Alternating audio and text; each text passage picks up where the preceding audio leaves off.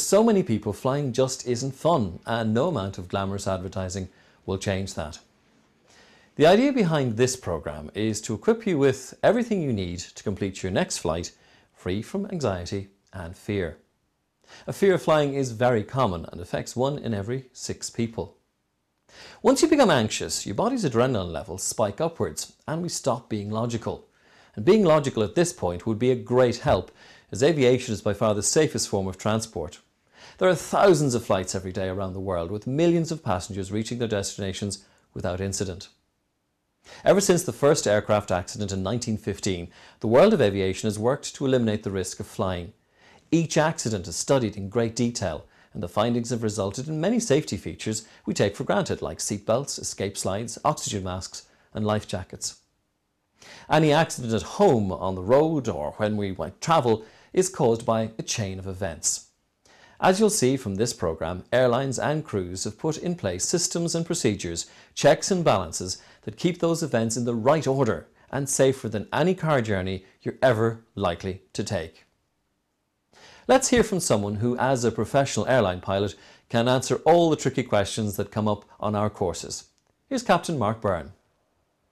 A lot of people ask how do aircraft fly. You're getting into physics there, and it can be quite complicated to describe it that way, but the simple way I like to explain it is if you take a spoon, the curved surface of a spoon, place it under a running tap, the spoon will move up towards the water flow, it won't move down.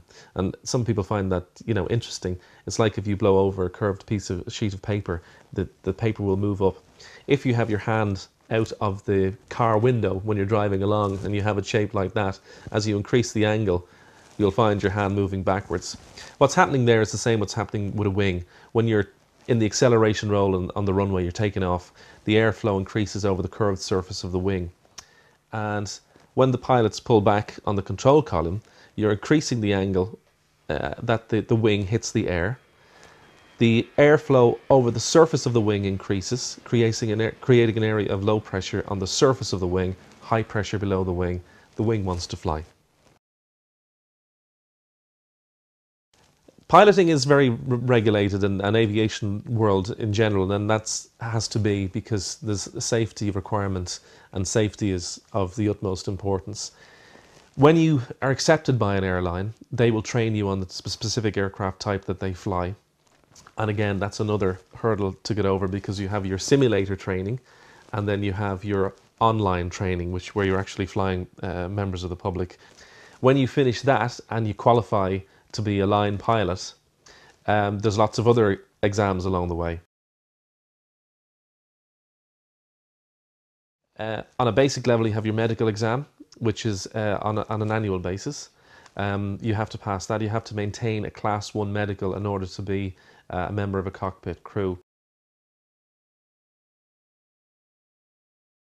There's the operator proficiency check, which is for the company, and then there's the license proficiency check, which is for the authority.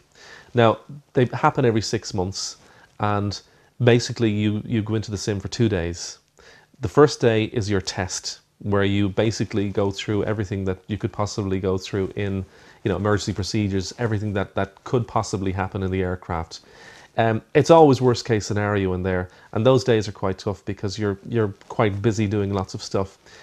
In your career, you may never see any of those things that you see in the sim actually happening, but you do. On the first day you do your test, and it can be quite extensive. You pass that test, and on the second day you do a line-oriented flight test, which is basically a flight from, say for instance, Dublin to Stansted, and during that flight a number of things will happen and you have to deal with it, and then you're debriefed fully after that. So that's your 2 days in the sim. Also, you get a line check, and which is once a year you must do a line check, where a training captain will sit in the jump seat and watch your operation. A lot of people say once a year is not very much. In fact, you would do 3 or 4 line checks a year, because you're flying with different people all the time who would be due their line check, and each crew is assessed together as a crew, how you work together, your crew resource management, how you deal with things on a daily basis, how you manage the cockpit, and how you operate to the standard operating procedures of the airline.